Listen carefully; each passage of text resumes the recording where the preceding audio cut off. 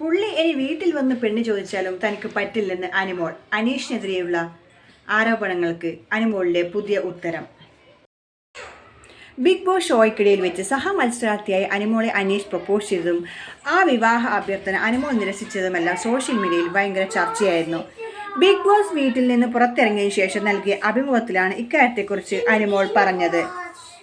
വിവാഹാഭ്യർത്ഥന അനീഷേട്ടൻ്റെ game പ്ലാനോ എന്നൊന്നും എനിക്കറിയത്തില്ല. പക്ഷേ പെട്ടെന്ന് ഒരാളുടെ ഇഷ്ടം തോന്നുക എന്നൊക്കെ പറഞ്ഞാൽ കുറച്ച് കഷ്ടമാണ്. അതിനു വേണ്ടി ഞാനൊന്നും ചെയ്തിട്ടില്ലല്ലോ എന്നാണ് അനിമോളിൻ്റെ പുതിയ ചോദ്യം.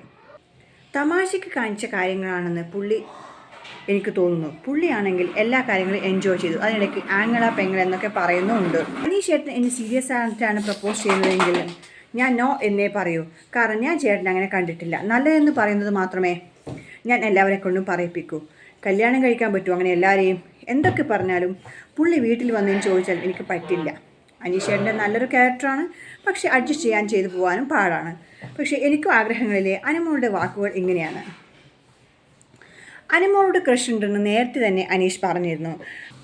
വീക്കെൻഡ് എപ്പിസോഡിൽ അനിമോളോട് അനീഷ് കാണിച്ച കരുതലിനെ കുറിച്ച് മോഹൻലാൽ ചോദിക്കുകയും ചെയ്യുന്നു. അതിനു പിന്നാലെയാണ് എന്നെക്കുറിച്ച് എന്താണ് അഭിപ്രായം എന്ന് അനീഷ് ചോദിക്കുന്നത്.